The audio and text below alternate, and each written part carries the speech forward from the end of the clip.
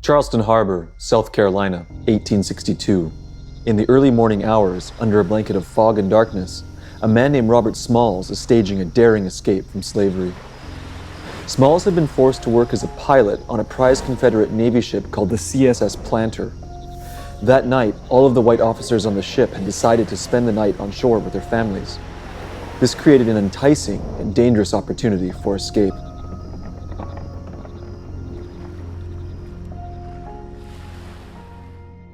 At this time, the American Civil War had been raging for a year, and Union forces had blockaded entry and exit from Charleston. The city and its port were a crucial lifeline for Confederate forces in the South. While the blockade was a burden for the Confederacy, it meant that freedom for Smalls was just on the other side of the harbor.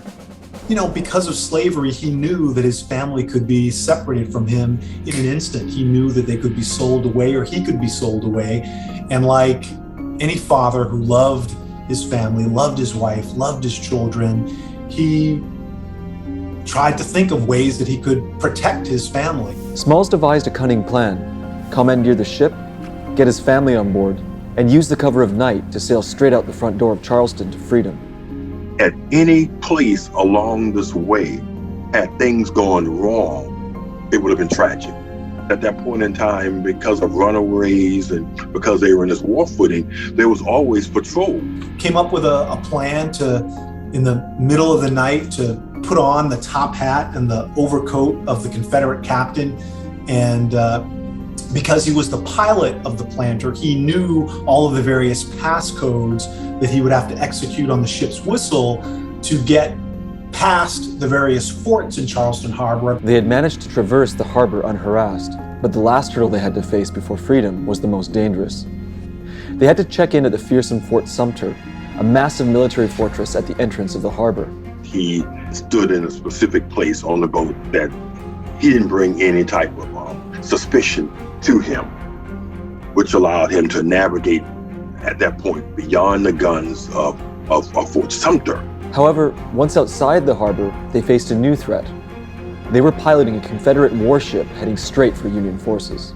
It was an enormous surprise to the United States soldiers who were stationed on the ships there to see, first of all, one of the largest Confederate boats steaming toward them with this enormous Confederate flag out. Robert had thought of all the details of how to get to freedom and was just about there, was on the precipice of freedom, but had forgotten perhaps a detail that could have gotten them blown out of the water. But luckily, my great-great-grandmother Hannah had remembered to sew together a number of white sheets, and so they quickly lowered the Confederate flag, raised the white sheets of surrender, and sailed up toward the USS Onward.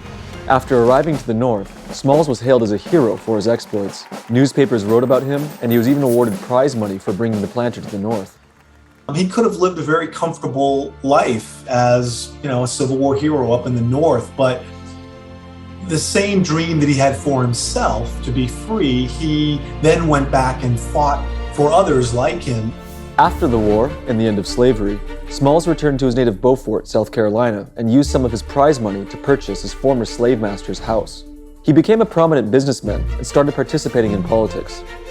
He was one of the founders of the South Carolina Republican Party and was elected as the first black member of the House of Representatives of South Carolina and later the United States. One of the first things that you see is in 1868, he's involved in writing a new constitution for the state of South Carolina. He actually wrote the legislation that created the first free, compulsory, statewide public school system in America. During his political tenure, he was steadfast in advocating for expanded social services and civil rights. Smalls served 5 terms as a congressman in Washington and was often the target of concerted campaigns designed to curb African American representation in politics. As a result of political wrangling in the Reconstruction period, many protections gained by recently emancipated African Americans were rolled back. Then black folks basically went back to positions of almost complete servitude. They became non-citizens, they couldn't vote. Despite Smalls' marginalization in his later life, his story is one of the most profound in the history of African American emancipation and American democracy as a whole.